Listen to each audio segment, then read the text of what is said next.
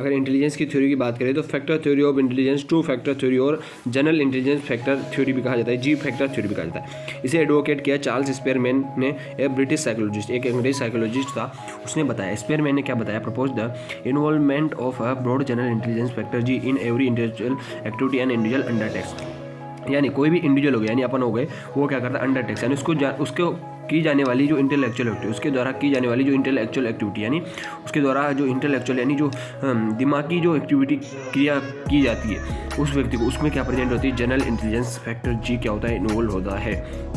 ठीक है, तो every individual possesses general intelligence factor G in varying amount, और प्रत्येक इंडिविजुअल में क्या होता है, जनरल इंटेलिजेंस जो फैक्टर जो जी है वो वराइंग यानी अलग अलग अमाउंट में पाया जाता है। सभी में क्या होती है, अलग अलग पाई जाती है, सबकी इंटेलिजेंस अलग होती है, सबको पता है। This determine the individual overall ability, और ये क्या करता है, निर्धारित करता है, जनरल इंटेलिजेंस फैक्टर जी है वो निर्धारित करता है इंडिविजुअल की ओवरऑल एबिलिटी, यानी समग्र क्षमता को, समग्र यानी पूरी जो उसकी एबिलिटी को, उसकी क्षमता को। G is an universal inborn ability, और जी क्या होती है कि यूनिवर्सल इनबोर्न एबिलिटी है, यूनिवर्सल यानी सार्वभौमिक जन्मजात एबिलिटी है, जन्म से अपन को यह मिलती है। Higher the G is an individual, किसी भी इंडिविजुअल कोई व्यक्ति हो गया, उसमें जी जितना ज़्यादा होता है, great in success in life, उसकी सक्सेस इन लाइफ में सक्सेस होने के चांस भी उसके कितने होते हैं, ज़्यादा होते हैं, ग्रेटर होते हैं। और इन एडिशन द जी के अलावा, जी फैक्टर के अलावा देर आर स्पेसिफिक एबिलिटी होती है विच अलाउ एन इंडिविजुअल, जो कि अलाउ करते हैं इंडिविजुअल को to deal with specific kind of problem, specific kind of problem, यानी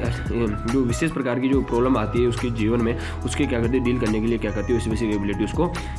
अलाउ करती है। Specific intelligence factor S is learn and acquired from the environment, और जो स्पेसिफिक इंटेलिजेंस जो फैक्टर एस है वो लर्न किया जाता है, सीखा जाता है, एक्वायर्ड प्राप्त किया जाता है फ्रॉम द एनवायरनमेंट, यानी अपनी जो वातावरण से है वो अपन को क्या, कोई व्यक्ति हो गया वो स्पेसिफिक इंटेलिजेंस को सीखता है और उसको ग्रहण करता है। वेरियस एक्टिविटी टू एक्टिविटी, और अलग अलग एक्टिविटी,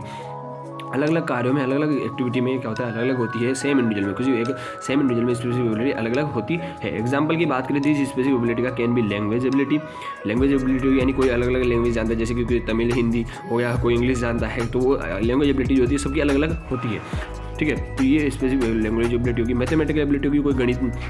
जो मैथ में है अच्छी तरह से होता है। म्यूजिकल यानी कोई म्यूजिक, जैसे म्यूजिक जानता है, ड्राइंग स्किल्स हो गई, कोई ड्राइंग करना जानता है, सोन, और इसके अलावा और भी हो सकती है। दिस स्पेसिफिक एबिलिटी में भी रिप्रेजेंटेड S1 S2 S3, और जो स्पेसिफिक एबिलिटी को जो चार्ल्स स्पेयरमैन उन्होंने क्या किया, रिप्रेजेंट किया S1 से S2 से एंड S3 से। तो दीज